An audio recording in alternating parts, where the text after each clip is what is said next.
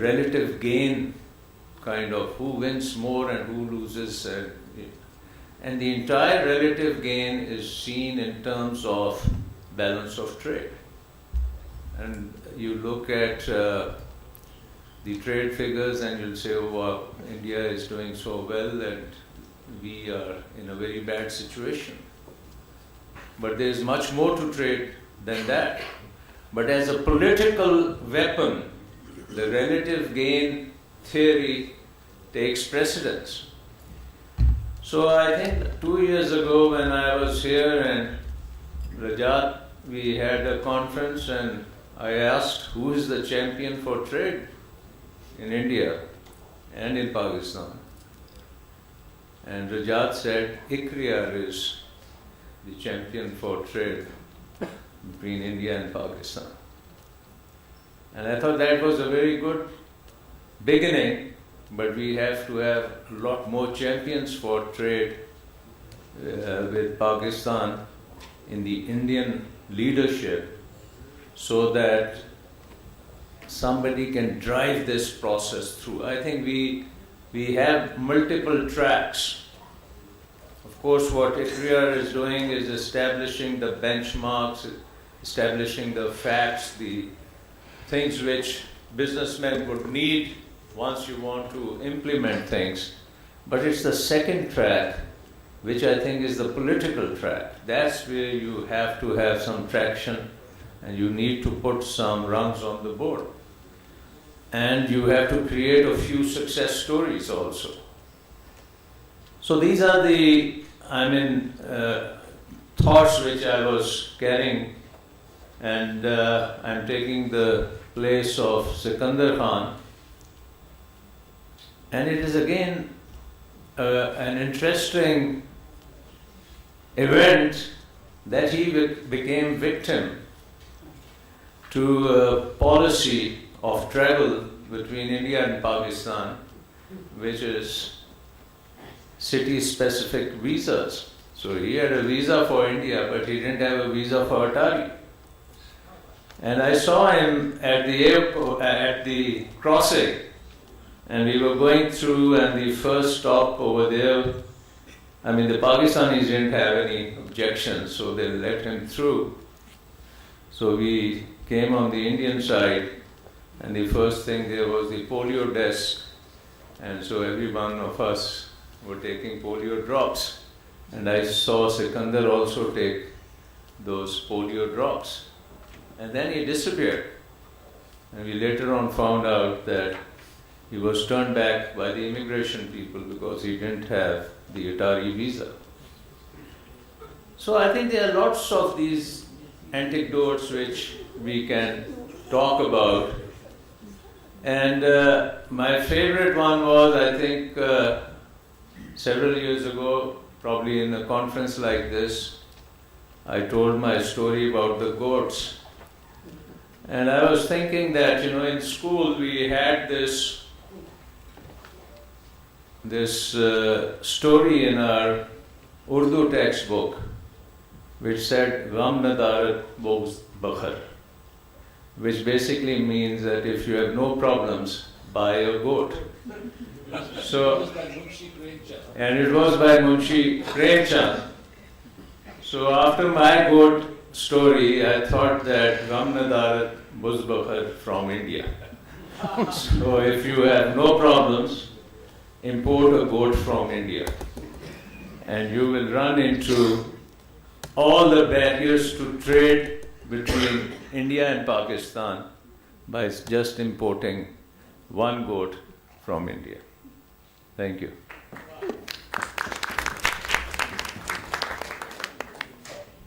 Thank you very much. We now turn to, first of all, let me welcome Mr. Sunil Munjal. Sunil will bring you at the end so you can hear more before you speak. Next turn to Syed Yawar Ali, who is chairman of Nestle Pakistan and Wazir Ali Industries, and also chairman of Gondane Hospital and Fatima Jinnah Medical College, and also director of Pakistan International Airlines. So we look forward to getting your perspectives on this very important subject. She's also the co-chair of the India-Pakistan Joint Business Forum. Yes, to the that point was you raised, mentioned, right. there are a few others trying to do this as well. Yes, thank you. Thank you, Dr. Ishrat Ahluwalia. First of all, I'd like to thank Nisha and ICRIER to reignite the Pakistan-India trade framework, and I think it's come at the right time. This morning we heard Mr. Yashwant Sinha talk about institutional framework, and I'd just like to share this with you that in September 2012, the Commerce Secretaries of India and Pakistan met in Islamabad and came up with a joint statement which was the roadmap for trade between India and Pakistan. And in one of those clauses they said that we'd like to have a Pakistan-India joint business forum which consists of 15 businessmen from each side, and to facilitate and build this roadmap for trade. And in the first meeting what we did was that we formed sectorial groups, which were about 10 of them, including textiles, agriculture, auto sector, areas where we had issues. And the whole concept was that we identify what are the barriers to trade in that particular sector, how do we resolve these barriers, and then jointly how do we come up with joint recommendations, and these are joint recommendations for our respective governments. And since business has to be done between business people, we think that this is the right way of identifying how to move forward. Now, Rakesh mentioned about the first, I think, successful area was the agriculture area. And if you remember that the MFN could not come about in December of 2012 because our agriculture sector felt that there is a great deal of subsidy being given to the Indian farmers. So they said that either our government gives the same subsidy, then we have no issue with the bilateral trade agreement. So that was put off. So in this particular bilateral trade agreement in agriculture, 2-3 things besides what has been mentioned by Rakesh were discussed. First of all, you see, agriculture is seasonal. Then there are sensitivities because you have 60% or so of the population involved in agriculture. So you have to protect those. And thirdly is the subsidies part, as I mentioned. So in the seasonality, the two sides agreed that if the Alfonso mango has an early season in March and April, Pakistan can import mangoes from India. And then in the later part, when we have Chaunsa, we can export mangoes to India. So this actually benefits both the farmers as well as the consumers.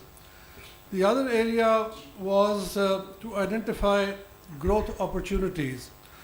Now, India has an issue of small land holdings. We have much larger land holdings, so we can work together to the benefit of both sides. And also what was mentioned, I think, in the joint agreement was joint monitoring committee, because that is very important to manage the whole affairs. What I was going to propose, and out of this, that we've looked at SAARC for the last 10-12 years, and we're still stuck in the how to operationalize the SAARC agreement. So at least my recommendation is that we have a bilateral trade agreement with India. This way we can move forward, and also in the bilateral trade agreement, the two parties can decide how they want to do trade. As we have seen in the way of agriculture, we can do the same thing in the auto sector, that there are certain things that we can import from India, there are certain that can be on a sensitive list, and this can actually help, because India has now 5 FTAs or bilateral agreements with its neighbors within SAARC. Pakistan has 2 of them.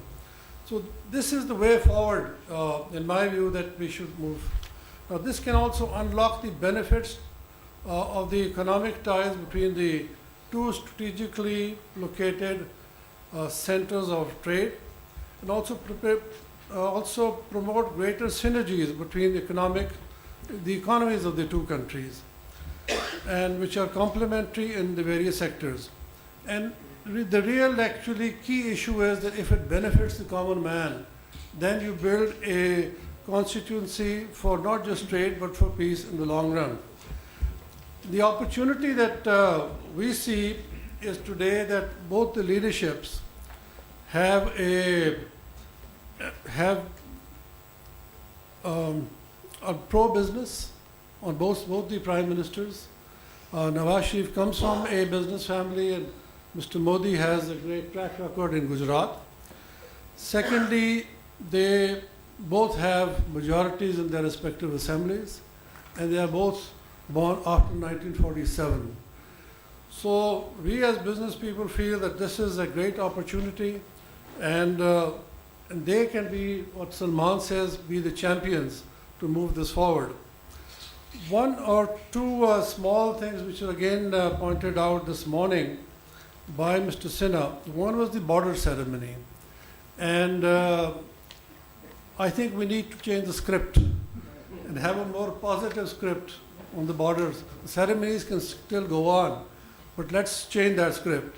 And in the same way, we need to change the script in the media as well. And if we can have a positive message and a positive narrative, I think this will go a long way. Thank you very much.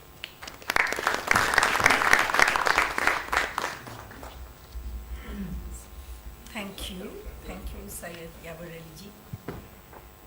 We now turn to our final speaker, Mr. Sunil Munjal, who is the co-chairman from the Indian side of the India-Pakistan Trade Forum. Mr. Munjal is the joint managing director of Hero Motor Corporation and also chairman of Hero Corporate Services. He wears many hats, but I shall leave it at that. And please, Sunil. Thank you. Dr. Ishrat, Ahluwalia, Basit Saab, friends on the dais, ladies and gentlemen. I was talking to somebody the other day, and he said the only way to keep our relationship going is to practice random acts of intelligence and senseless acts of self-control. This is actually a pretty interesting relationship. It could make for a good Bollywood movie. And some of us actually have attempted to try and build a bridge so that this is a relationship which can be more sustained and on a more regular basis. But it's been an interesting challenge. There are many times you feel you're almost there. I was saying this to Yawar when we met yesterday, that in the 14 years that I have seen this relationship, last year was the first time when I publicly said, it's now going to happen. And I think I made this statement to Basit Saab as well. A couple of months back, we had this discussion. And then we slipped again. So sometimes it feels there is a familiar script, to the point you're making, Yawar, that it's almost as if we're writing this for ourselves. But if we look a little bit beyond our nose, what is it that we are leaving behind for the next generation? The generation which saw the partition is almost not there. Our generation heard stories of this partition from our parents and our grandparents and many others. But our kids, frankly, have no clue. At a college event a little while ago, and I asked this question many times, I asked a group of young students about India and Pakistan and what they think of the relationship. One of them raised an interesting, his response was a question. He said, I don't know why we are fighting. What is this fight about? I have no clue. I am born in an independent nation. I have friends who are Pakistanis. We've studied together, we've lived together in hostels in the US and the UK. Actually, it completely defies any logic why two nations which have no choice but to live together cannot learn to work together. It sounds like a simple question, but I think it's a question which begs an answer. From all of us, we all play a role in the optics that get created around this relationship. At another event last month, I'd actually made a comment. I said, for too long we've been trying to find a solution for India and Pakistan. Let's just forget Pakistan. Let's find a solution for India. India wants to be amongst the leading global nations in the world. It wants to be stand up and be counted. It wants to trade globally. It wants its economy to be amongst the 3 leading economies in the world. And by the way, it will get there. In the not too distant future, it will get there. But you also want a neighborhood which is not just easy, but it's also friendly, forward-looking, and supportive of each other. So even if we look at our selfish interest as a nation, we should repair this relationship. As far as trade and business is concerned, if Pakistan opens up for India as a market, it's roughly the size in terms of consumption of 2 of India's states. Roughly. It's not exact numbers. I'm a little bit wary of giving out numbers when I'm sitting at a research institute itself. Nisha probably has numbers much better than mine. But it's approximately this size. But for Pakistan, if this market opens up, it's a market which is anywhere from 10 to 20 times the size of your market for different products and services. We've also seen each time we've done a preferential trade arrangement with any economy which is smaller than ours. In fact, forget small or bigger.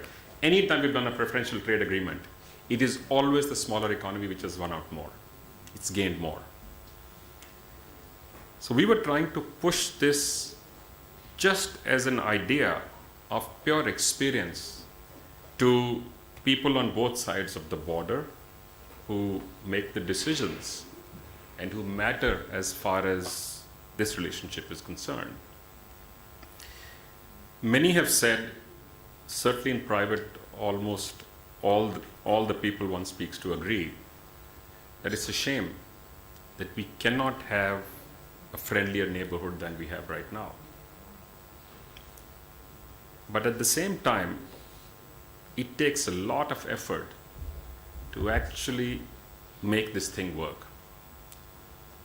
Can we address, I'm sorry, I'm straying from trade, but I think there is a larger issue at hand here. Trade is an easier one, because trade it's actually almost natural, it's genetic. If you look at the communities in this part of the world, we are the ones who taught the rest of the world to trade. In our millennia of this civilization, it was not a separate civilization till recently, we actually taught most of the world how to trade. So it should not be difficult for us to trade with each other. Once we recognize that there is a need for us to treat each other as equals, I think a lot of the other stuff begins to fall into place. As Yawar said, we said let's address this issue head on. When we set up the India-Pakistan Joint Business Forum, in the first meeting itself, we got a barrage of questions when we went to, was the first one Islamabad or Lahore? Islamabad. We got a barrage of questions. You guys do this, you don't do this, you penalize this, you have a non-tariff barrier on textiles, and the whole host of questions. And our response was that, frankly, we don't think we do. But the reality is we've never actually looked at it from this perspective. So why don't we address these issues head on and say, let us pick up the issues which have great potential and those which seem to offer a big threat to the trade or those involved with trade in Pakistan Especially, as I said, because it is a smaller economy. And we are not saying it as a favor. We are saying because that's the sensible way to do this. And it was interesting. In the first meeting itself, the amount of misunderstanding that kind of melted away the moment you started to discuss, it was an eye-opener. In the second one, because then there was issues such as Yawar just mentioned about subsidies in India on agriculture. The automotive guys said the Indian system is unfair to Pakistan. You don't let us export to India because you run these homologation and stuff. So we tried to explain to them that homologation is done for everybody, including for us, by the way. None of us can put an automotive product on the road in India unless it is homologated. And this is true of any developed nation in the world. You want to ensure once that product is on the road, it meets your emission norms and it meets safety norms. These are the two key criteria. There are a couple of other ancillary ones, but these are two key criteria. And without, by the way, even when a BMW gets imported into India or a Mercedes, for the first time, they all have to clear homologation. And which is not to discourage them, but to ensure that you maintain a minimum standard, because we've continued to raise our emission standards in India now until we are just one notch below the highest standard in the world, which we hope to get to the next time we raise our standard. And this is a time-bound program which is ongoing. In each of these, what do we call these groups? In each of these task forces, the sessions are run like workshops. Both sides sit down together, and we also call in people who have the relevant knowledge, experts, and we've said we are free to invite anybody into a specific meeting if he or she brings something useful to the table.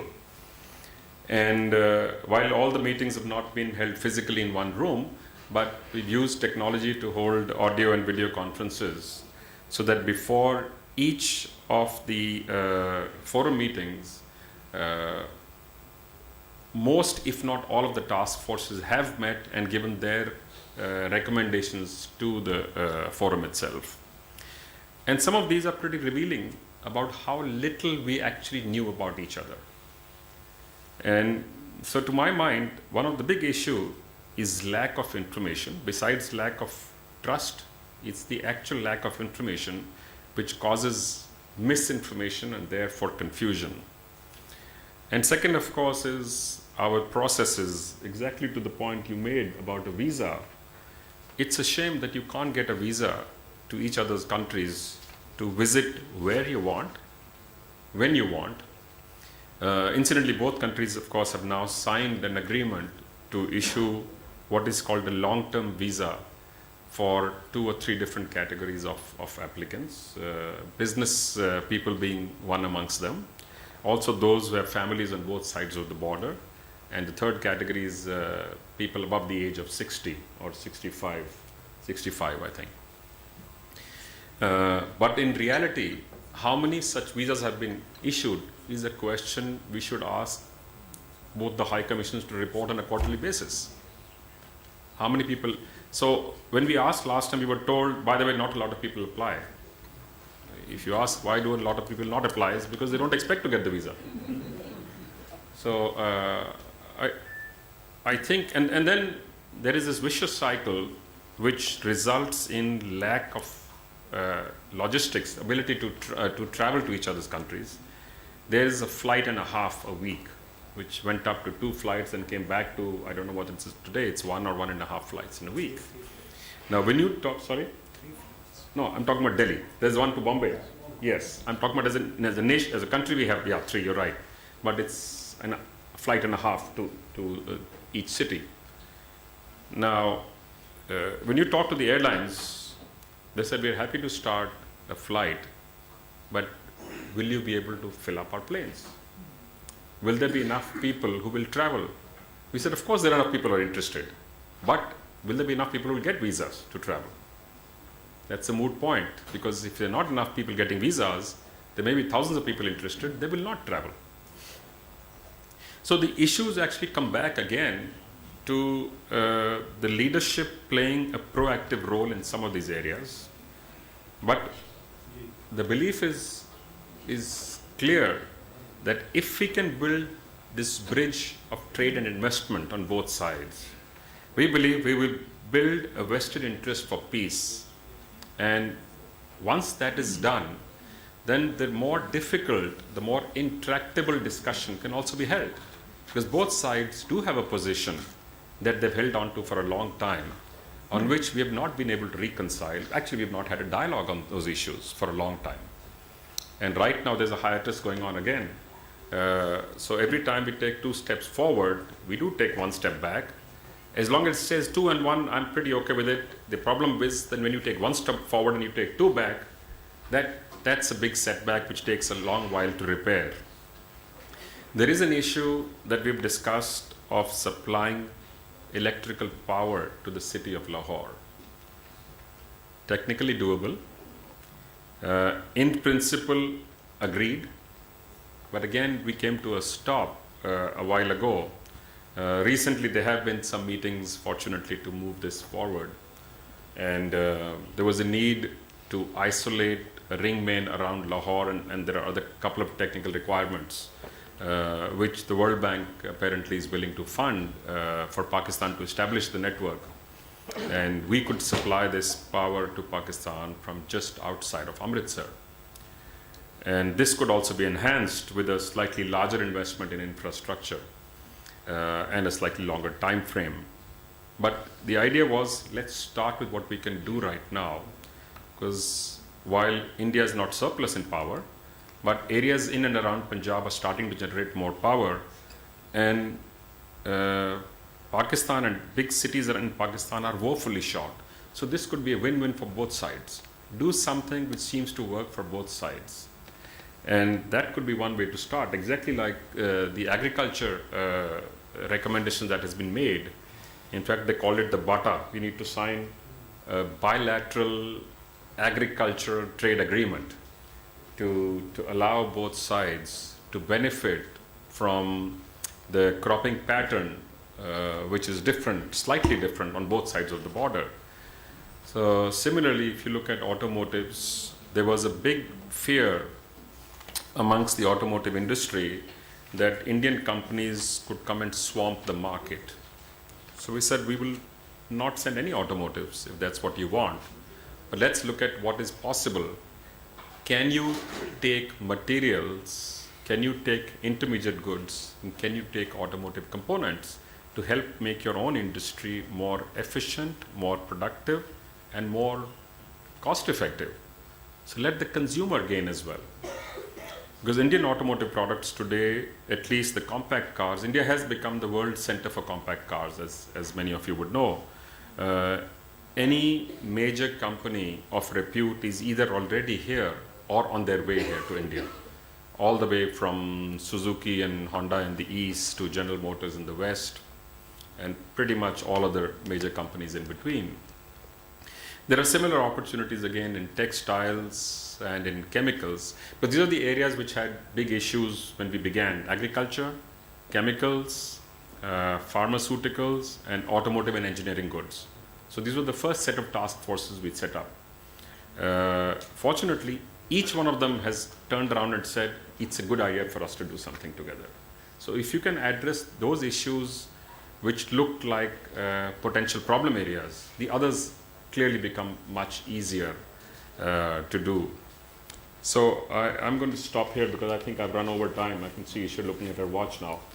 So I will stop here by just saying that while the leadership needs to play its role, I think both the diplomatic corps needs to play a role not only as diplomats, but also as economic diplomats. And from our side, the industry and trade from both sides will continue to make the effort and hope that we will see the big change happen soon. And I believe if we can break this once, this will get a life of its own. None of us will be able to stop it beyond that. People, their desires and their relationships will take over this relationship. Thank you very much. Thank you, Sunil. I must thank High Commissioner Basit and all the panelists. You'll agree that we've heard perspectives. Actually, as I was listening to everyone speak, I found myself humming "Dur hai manzil, rahe mushkil," but I couldn't bring my